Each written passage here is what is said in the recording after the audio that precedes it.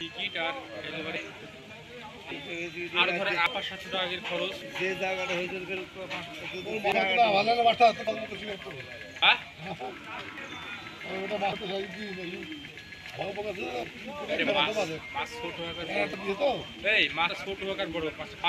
লাগবে না